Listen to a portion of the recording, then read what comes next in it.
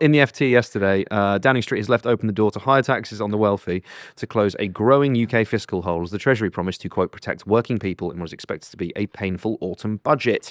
Number 10 on Monday declined to rule out tax increases on the rich after former Labour leader Lord Neil Kinnock said a new wealth tax could help fill the hole in the public finances.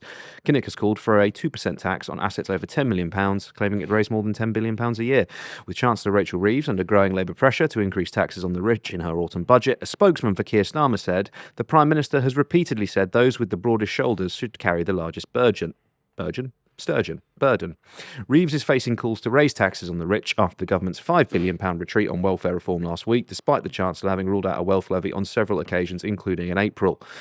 Allies of Reeves said she was well aware of the risk of punishing wealth creators or driving rich people abroad, but her political options were narrowing. We're doing quite a lot to tax the wealthy, one ally said. Reeves's budget last year raised levies on wealthy people in the UK who claim their domicile is overseas, as well as increased taxes on private jets, capital gains and private schools.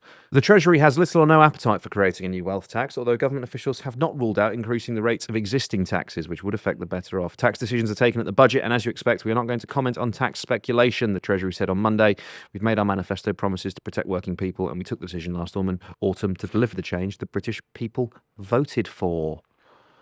Labour, Reeves, Starmer, softening on a wealth tax. Not hard anymore. They're not hard on it. No. Do you know, you saw the Telegraph, Starmer : He's a hard bastard. I'm a hard bastard. Well, as Ed said, Bastard, I'm hard. Yes, bastard, I'm hard. I'm hard, comma, bastard. Okay. They could have done this a year ago, couldn't they? They could have done, yeah, but this Just is the raise thing. tax. This is, yeah. Just raise tax. Just raise tax. It's like the NS. That's the NS. That's the New Statesman front cover. Week just gone. It's a good piece, that, actually, by Will Dunn. Whose writing I enjoy more and more these days. Yeah, no, you're right, because they just entrapped themselves over the course of the election by saying, we are not going to raise taxes. So essentially, okay, so you get in and you have an alleged £22 billion fiscal black hole, but you've said you won't do anything to raise revenue. So what are you going to do? And it essentially, okay, eliminated. I think they were scared about losing that election because it's hard as a Labour Party to win elections. And so as a result of that, they adopted that kind of rhetoric when really they were pretty much odds on to get, like, they would have to have fumbled the bag so hard. In fairness to them, the victory was nowhere near as comprehensive as people were projecting beforehand. Because they were going back on a lot of the things that would have inspired people to vote for them. Yeah. You know? Or conversely, they were losing appetite anyway. And it was things like that ensured the victory. I think you could look at it maybe both ways. Yeah. As in, like, the financial sensibility is what secured it. I don't know. I think, like, especially last week, seeing Rachel Reeves crying, and I know they say that it was a personal matter involved in it. Surely there's some aspect of the pressure of the role and the rules that you've imposed on yourself and the pressure coming from your own party to do something that's in any way resembling the ideology of your party, that then adds up to get you to that point of emotional overload. Yeah. That, like, you could, it's simple to say you could have done it a year ago, but it seems like something the Labour Party should be pro at all times, to tax people in a progressive way rather than allowing the wealthiest in society to get away with the most. Especially in the situation that we're in now. Yeah, I think she essentially entrapped herself and guaranteed that, that, unfortunately for her, personal matter or aside, those images are defining. Like, a political image can be so powerful. Yeah, Trump's assassination photo, for another recent example. There are many others. That will just be, unless she does something, unless she sort of, like, we go to war with Japan and she captures Iwo Jima. I don't think there's going to be another political image of her that, like, what Trump dominoes said. would have to fall for her to be at the head of an infantry? Yeah, look, it's an outside chance. Reshuffle, straight swap between her and John Healey. Yeah. The same way John Reynolds is now the head of British Steel, she becomes the head of the British Army. She didn't want. She didn't want a humiliating electoral loss. Whilst Rishi Sunak is leaving D-Day remembrance services early and basically doing everything within his power to lose the election. She, as much as she didn't want that humiliating loss, she is now sort of guaranteed the humiliating first year that she has had. And like, don't get me wrong, there are many other mechanisms for increasing taxes that would make our tax system fairer. It's Dennis Healey famously, when talking about a wealth tax, essentially ruled it out on the grounds that he would have to triple the size of the civil service to sort of be constantly appraising the wealth of every single person in Britain to ascertain whether or not they were taxable and what they could be taxed on, which, to be fair, I think is a bit of an exaggeration. I don't see any reason why, on the basis of our current mechanisms for appraising people's wealth and taxing them, we couldn't do something similar. It's not as though like 80% of the country applies for this wealth tax. It's a small amount of people. Yeah. But equally, an easier way, to my mind, of doing it is just an inheritance tax. It's like you have a defined moment in time, a person dies, you appraise their wealth at the moment of their death, and then you tax it accordingly. To me, seems slightly simpler.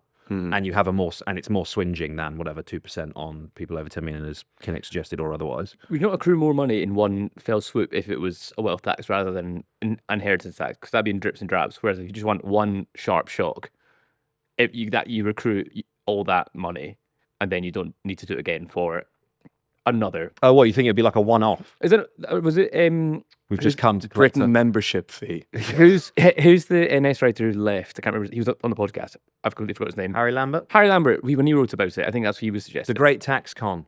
Oh, and he just suggested, and that's something that actually, like, it's not something that I would necessarily suggest is the best way to do it, but I think it'd be a lot more palatable to people. Is like, we've had, if you present it to the country, we're coming off the back of pandemic, there's war in Europe, we simply need cash, and those with the broadest shoulders should carry the load, and it's your patriotic duty to do so. And anyone who's trying to get out of this should go fuck themselves. Yeah. Bang. Done. Yeah. But that's the newsline about it the whole time, isn't it? That the claim that people are leaving the country preemptively. Oh, it does my fucking nuts. Research by like a company that like helps like less than 1%. Like, it's their job. Yeah. No, there is that. There's also, I think it's the same Harry Lambert piece. He goes and speaks to a bloke at the University of Warwick who's done sort of peer-reviewed academic studies into this. And the conclusion of his studies is that changes to the tax code have a non-causal, at best, relationship to the number of millionaires in the country, whether they leave or come here. But it's more of a moral argument. It's entrepreneurs love to talk about themselves as kind of like the backbone of the country. Yeah. That there's fulfilling some kind of patriotic duty by being an agent of economic change. And like, it's great. I back you. Go and start a business. Create something beautiful. Create a brilliant product that makes people's lives better. Like 100%. But when your country comes to you and says, you've now enriched yourself to the point of, let's say, you've got 50 million quid in the bank, I think you now qualify as someone with the broadest shoulders on which we wish to balance the needs from each according to his means, to each according to his needs, right? Like, why not? And if that makes you go, fuck this, I'm going to Dubai, then fuck you. Like, your wife wouldn't have any rights. I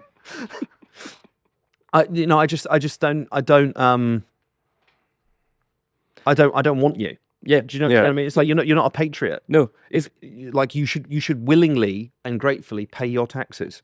Imagine if you spend your entire life bodybuilding to get to like the top 5% of like bodybuilders, like the lad with like the biggest traps, and someone comes to you and says, I'd like you to compete in the biggest shoulders competition, and you're like, me, I look normal. I'm not jacked. I'm not absolutely fucking hench. Me Despite and all my mates with the biggest traps. We all have tiny traps. Have you seen those guys over there with huge traps? I agree with the competition in principle, but I should not be competing. Yeah.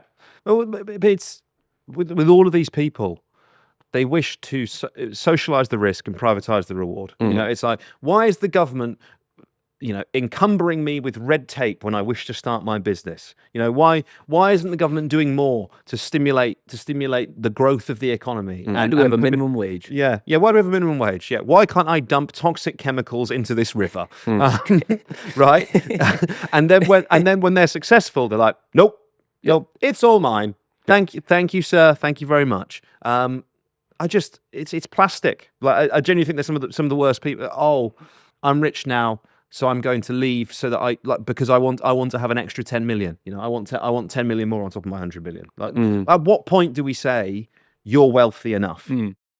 You've been watching a clip of the Politics Joe podcast. If you'd like to watch the rest of the episode, head to our Patreon, patreon.com/PoliticsJOE. It's the only place you can watch full podcast episodes. From £4 a month, you get access to that video podcast, as well as the group chat and first access to live event tickets. The first of those live events is next month. It's sold out in 4 minutes. Zoom! Was that the klaxon? Yeah, it's half-arsed, wasn't it? Yeah. Live event klaxon, please, Seán.